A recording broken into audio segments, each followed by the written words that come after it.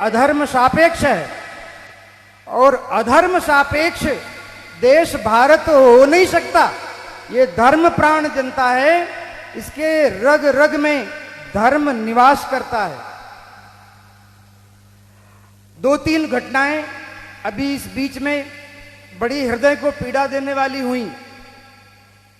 अभी एक अकल के दिवालिये नेता ने तमिलनाडु के कहा कि सनातन धर्म को कोरोना की तरह नष्ट हो जाना चाहिए।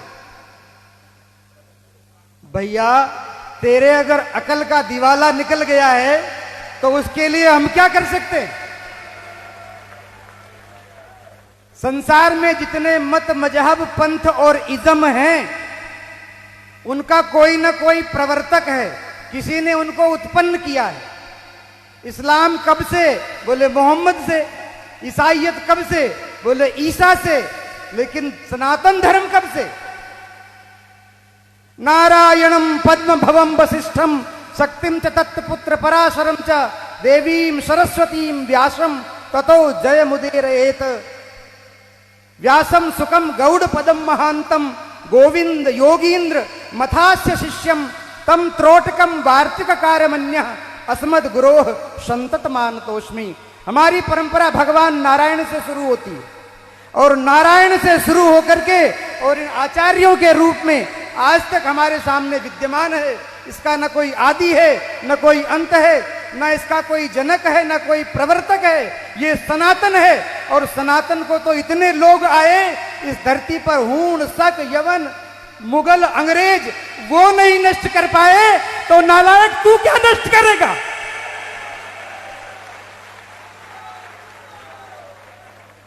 हमारे देश के संविधान में इमरजेंसी काल में जब सारे विपक्ष के नेता जेल में बैठे थे, उस समय आधी रात को 12 बजे तुमने संविधान के प्रियम्बल में धर्मनिरपेक्ष शब्द जोड़ दिया और इस देश को अधर्म सापेक्ष बना दिया।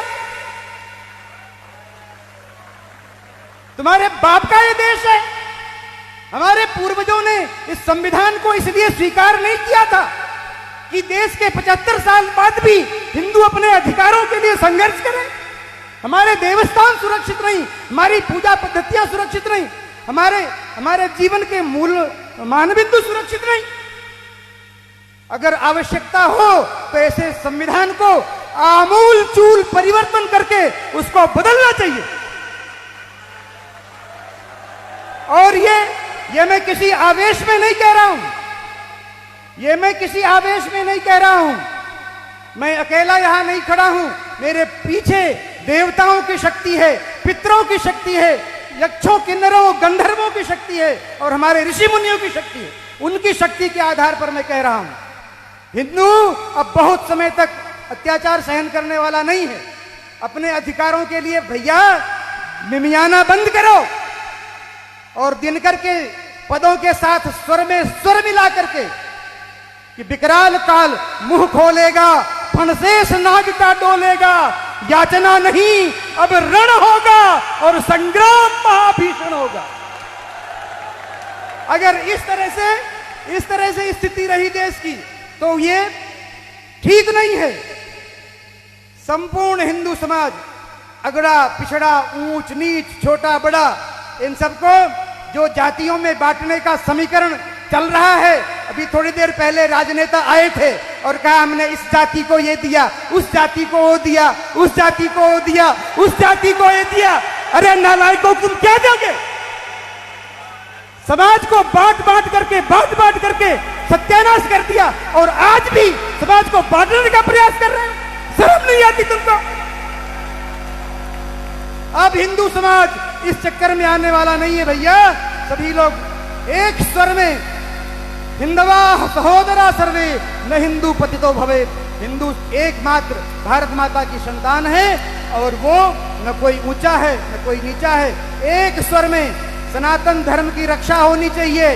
पार्टियां आएंगी जाएंगी, सरकारें आएंगी जाएंगी, पर ये राष्ट्र रहना चाहिए, ये धर्म सुरक्षित रहना चाहिए। श्री एकलिंगनाथ की, धर्म की, अधर्म का, प्राणियों में विश्व का गौ माता की, भारत माता की। प्रत्येक हिंदू सैनिक हो, प्रत्येक हिंदू सैनिक हो, प्रत्येक हिंदू सनातनी हो, तब इस राष्ट्र की रक्षा होगी। हर हर महादेव। भारत माता की, भारत माता की।